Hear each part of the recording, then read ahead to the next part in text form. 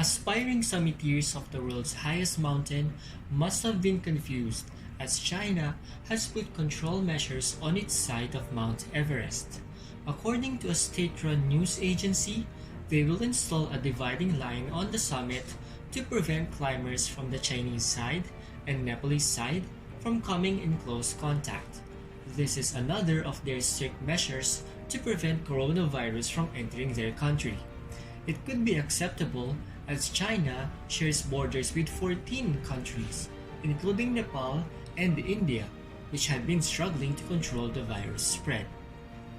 Mount Everest is probably the dream summit of most mountaineers, and to scale such a colossal mountain, rigorous preparation is required.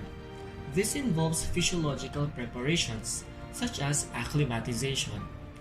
Acclimatization requires weeks or months of gradual climb in order to become used to a new climate or condition. We may recall from atmospheric science that as the altitude increases, the amount of oxygen decreases. Oxygen is required by our tissues to normalize functions. In our body, oxygen combines with hemoglobin, the protein that carries it through the bloodstream to different organs. The simplified equation for the formation of oxyhemoglobin is a reversible reaction. The equilibrium constant is given by at sea level, the partial pressure of oxygen is 0.2 atmospheres. But 3 kilometers above sea level, such as the summits of Mount Apo in Davao and Mount Pulag in northern Luzon, the partial pressure is only 0.14 atmospheres. At this condition, the concentration of oxygen in the air we breathe is lower than normal.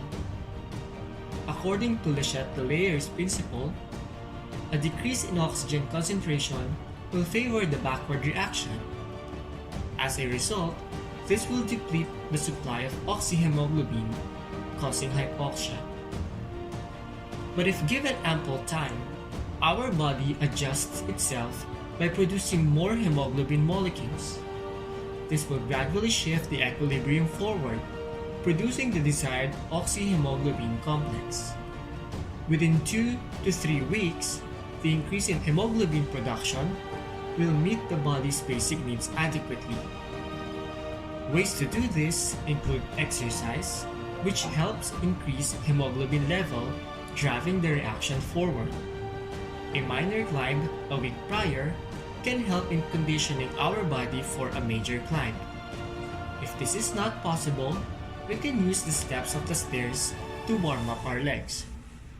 Simple stretching of the arms and legs is also helpful. Fluids are also essential in hiking. Looking at the equation, since the chemicals in our body are in the aqueous environment, we have to make sure we have the right amount of water. This will help in driving the reaction forward as well. But be careful. Avoid getting your fluids from energy drinks. They have been found to reduce hemoglobin and may drive the reaction backward, inducing hypoxia and other conditions.